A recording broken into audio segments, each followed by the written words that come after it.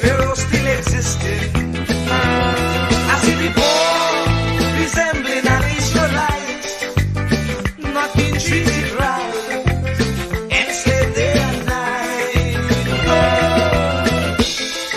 We just can't go on this way. We just can't go on this way. Please deliver us today. We just can't go on this way. We like the Israelites still in pain. We just can't go on this way. So send us another Moses again. We just can't go on this way. Oh, oh, oh, oh, oh.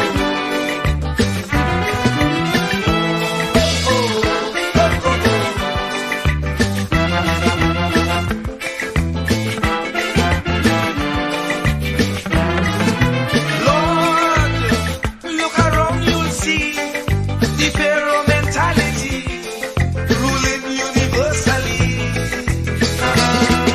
Leaders promoting their ego, being a modern Pharaoh, tyrannies they manifesto. We just can't go this way. We just can't go this way. Please deliver us today. We just can't go this way. Time to make them oppressors pay. We just can't go this way. So we children could see their way. We just can't go this way. Oh, oh, oh, oh, oh. No, no, no, no, no.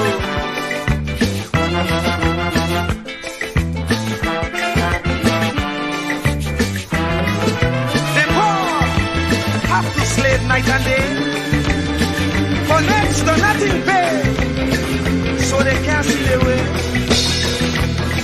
We don't enjoy equal facility like Pharaoh and company. Brainwashing we say we free. We just can't go this way. We just can't go this way. Please deliver us today. We just can't go this way. Time to make them oppressors pay. We just can't go this way. So the children could see their way. We just can't go this way. Oh, oh, oh, oh, oh.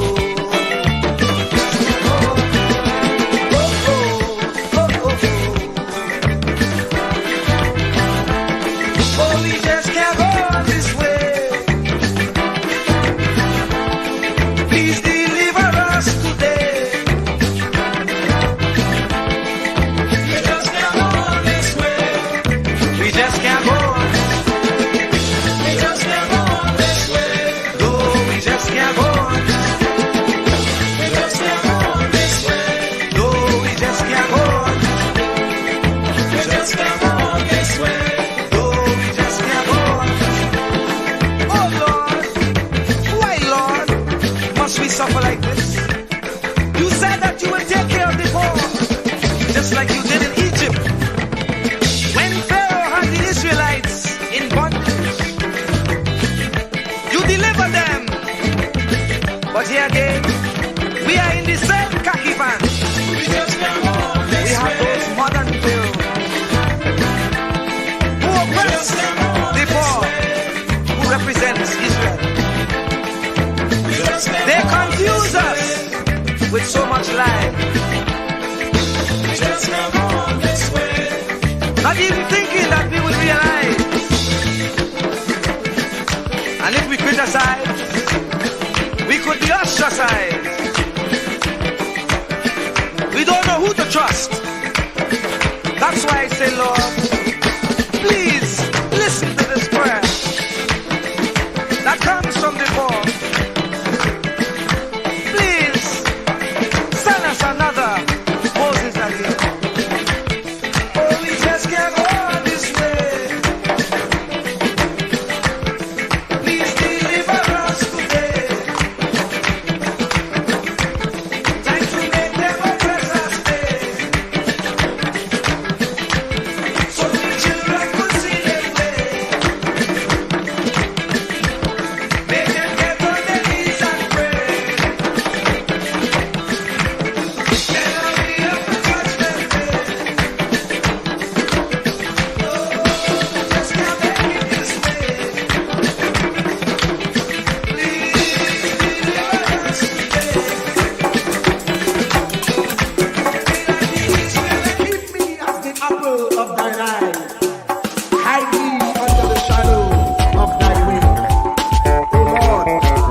Savior. It's so hard to deal with personal struggle. It's so sad when you feel alone in your trouble. It's real hard when you want to talk to a brother.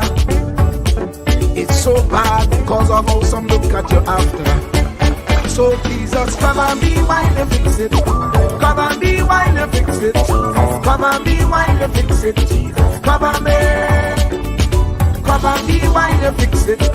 Come and be while you fix it. Come and be while you fix it. Jesus, come and be. Cover my head. Satan want me dead. Cover my back from human attack. So Jesus, come and be while you fix it.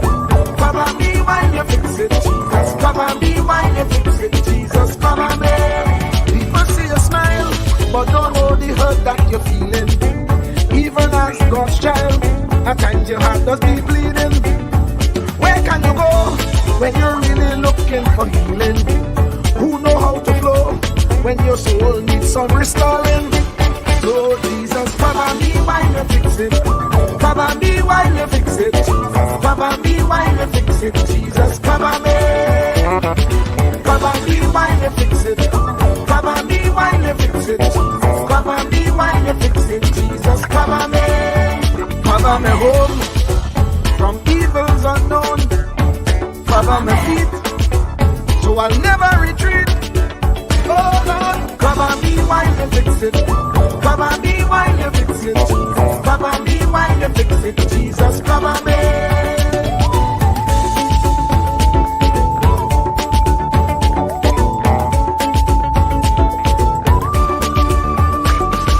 Cover my brother, cover my sister, them who under pressure.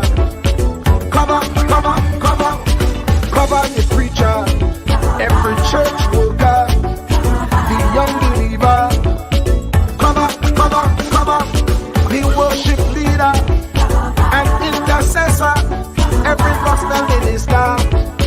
Cover, cover, cover. Jesus alone is the one who has the real answer.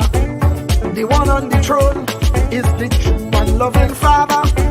He will hold your hand and keep you from going under. He will make you stand and let you know he's a fixer. Come and be while you fix it. Come and be while you fix it. Jesus, come and be while you fix it. Jesus, come and be. Come and be while you fix it. Come and be while you fix it. Come and be while you fix it. Jesus, come and be. Cover my mind. You know the struggle sometimes. Cover my mouth, that the wrong thing wouldn't come out. Oh Lord, cover me while you fix it. Cover me while you fix it. Cover me while you fix it. Jesus, cover me.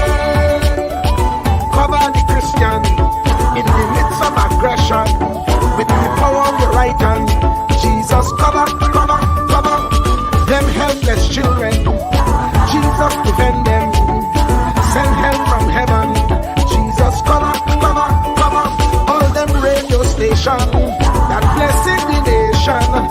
Grant divine protection. Jesus, cover, cover, cover, cover me, cover me, cover me.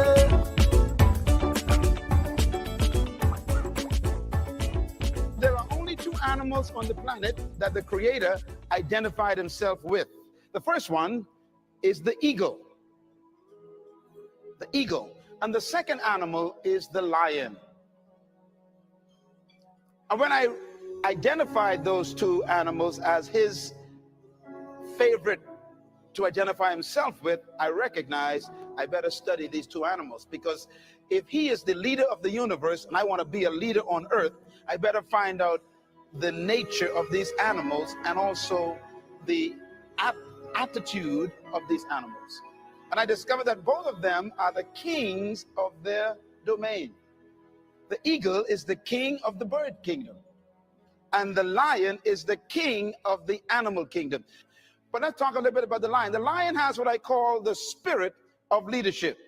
And this word spirit here is referring to attitude. Everybody's attitude. A leader has an attitude that makes him or her different from followers. Now, the lion is the king of the jungle, but the lion to me is a great source of encouragement to all of us. I want you to write this down. Remember this as long as you live. Number one, the lion is not the tallest animal in the jungle. Number two, the lion is not the largest animal in the jungle. Number three, the lion is not the heaviest animal in the jungle. Number four, the lion is not the smartest animal or the most intelligent animal in the jungle. And yet, when he shows up, they all run away. Well, here's one of my favorite quotes that I put in my books, and I believe it really brings home the point. An army of sheep led by a lion will always defeat an army of lions led by a sheep. And the answers to that dilemma is this: because leadership can transform cowards into violent warriors. The right kind of leadership can transform a timid into bold people who are fearless. Leadership is that powerful. Leadership can walk into a camp of depressed people, and in 20 minutes, they have turned on into unbelievable, powerful armies. Because leadership determines everything. The lion is the king of the jungle because of one word: attitude. Everybody say attitude. Write it down. Attitude. The lion has a different attitude that makes every animal afraid of him. Now, we don't want to lead by fear, but it does take respect for you to become a leader. When I use the word fear in the jungle, we're talking about respect. The elephant respects the lion. The hyenas respect the lion. The giraffes, they respect the lion. What makes these massive animals respect such a small cat? The attitude is the difference. For example, a lion will see an elephant, and the thing that comes to his mind, one word: lunch. I could eat this thing. And he acts the way he thinks. Now, here's another amazing mystery. The elephant is larger, bigger, stronger, more powerful, heavier, and more intelligent. And yet, when the elephant sees the lion, one word comes to mind: eater. Attitude is a product of belief. You cannot have an attitude beyond your belief. So your attitude comes from your belief system. The lion is the king because of what he believes about himself.